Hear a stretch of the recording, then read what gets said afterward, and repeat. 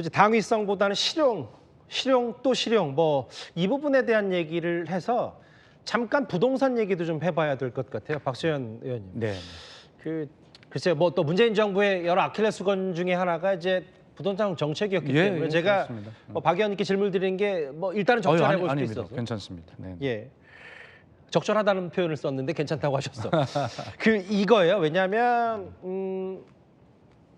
부동산 정책 같은 경우가 최근에 제 주변에서 제일 많이 듣는 질문이 만약에 정권이 만약에 바뀌면 야, 집값은 어떻게 되는 거야라고 맞습니다. 많은 분들이 관심을 가지셔서 그런데 이제 문재인 정부와는 조금 달리 뭐 재건축 혹은 세금, 종부세 이런 거를 굳이 세금을 이렇게 계속 매겨서 억누르지 말자는 취지의 이재명 후보의 부동산 정책이기 때문에 전반적인 기조는 그렇게 흘러가는 겁니까? 그건 모릅니다. 그러나 분명한 것은 제가 이제 지금 22대 국회의원인데 예. 8년 전인 19대 국회의원일 때 이제 국토위원을 4년간 했고 그때 이제 여야정 그 부동산 TF가 구성이 돼서 예. 그때 이제 간사 역할을 했기 때문에 사실 이 부동산 문제에 관심도 있고요. 좀 아는 편인데 또 말씀하신 대로 문재인 정부에서 이제 청와대 대변인과 수석을 했기 그렇죠. 때문에 이 문제에 대한 브리핑도 많이 했지 않습니까? 내릴 수 있는 결론은 이겁니다. 지금 앵커께서 지적하신 세금의 문제를 언급하셨는데 이 부동산 문제가 수요와 공급 이 문제만 가지고 따질 거냐, 예. 세제의 문제를 갖고 따질 거냐, 어느 한 가지를 가지고 따질 수가 없는 종합적인 문제이고 예. 또 이 정책이 실현되는 그런 굉장히 중요한 타이밍의 문제이기도 하거든요. 그렇기 때문에 우선 이재명 후보의 부동산 공약은 앵커께서 지금 말씀하신 그 부분만이 아니라 종합적으로 지금 준비가 되고 있어서 이제 바로 발표가 되거든요. 그렇기 때문에 그 예. 발표를 보고 나서 이제 말씀을 나누시는 것이 이제 적합하겠다는 말씀을 드리고요. 예. 제가 오늘 여기서 드리고 싶은 말씀은 이겁니다. 굉장히 종합적이고 구조적인 문제이기 때문에 어느 한 부분만을 가지고 평가할 수 없다는 것이고요. 예. 그래서 제가 경험적으로 좀 당에 제안하고 싶은 것은요. 이게 이 부동산 문제는 상임위가 여러 상임위가 관련이 돼 있어요. 국토위, 기재위 뭐 등등해서 그렇기 때문에 정상적인 루트로 상임위를 다 거쳐 올라와서 뭐가 처리되기에는 너무 타이밍을 잃어버립니다. 그래서 이 문제만큼은 여야정 TF를 만들어서 첫 단계부터 예. 여기에서 합의해가지고 속도를 빨리 내지 않으면 이미 실기를 하고 말거든요. 예. 그래서 이재명 후보가 어떤 정책을 발표할지는 제가 지금 여기서 말씀드리는 것은 뭐 자격도 없고 적절하지 않고요.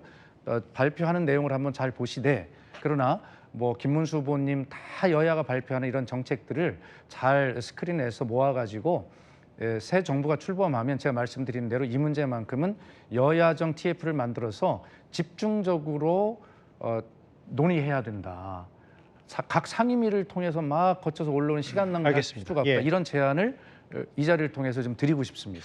뭐 규제 철폐, 뭐 세금을 이렇게 마구잡이로 때리진 않겠다, 매기진 않겠다는 취지 얘기를 한 유튜브에 출연해서 이재명 후보가 한 적이 있으니까 부동산 정책은 일단 이 정도로 한번 정리를 하고요. 노돌 교수님, 아까 노란봉투법 얘기를 하셔서 지난번 이재명 후보 첫 번째 토론 경제 분야에서 뭐라 그랬냐면 이준석 후보가 이것도 공방이었는데 노 교수님 주 4.5일제 얘기가 나오니까 그럼 이준석 후보가 물었잖아요. 임금은 줄이면서 4.5일제 하는 거다. 아니다. 그러면 임금도 안 줄이고 그럼 사용자와 어쨌든 모든 게 사용자인 자본과 노동으로 이루어지는데 노동이 가져가는 돈을 안 줄이고 그러면 중소기업만 4.5일 되면 죽어나는 거 아니냐는 표현을 썼더니 그건 이제 점진적으로 한다고 했거든요. 뭐 노란봉투법이든 너무 뭐 노조와 근로자 위주로 가는 거 아니냐는 뭐 비판도 있는 것 같아요. 글쎄 그 부분도 이제 상당히 좀 변한 부분이라고 할 수 있는 거죠. 아마 지난 대선 때도 그 부분에 저도 조금 인상적으로 남아 있는 게 심상정 후보가 주 4일제 얘기하니까 윤석열 후보가 4일보다 3일이 더 낫죠. 라고 하니까 그때 그 이슈가 싹 들어갔던 적이 있습니다. 그러니까 4.5일제 돈 똑같이 받으면서 4.5일제 누가 반대하겠습니까?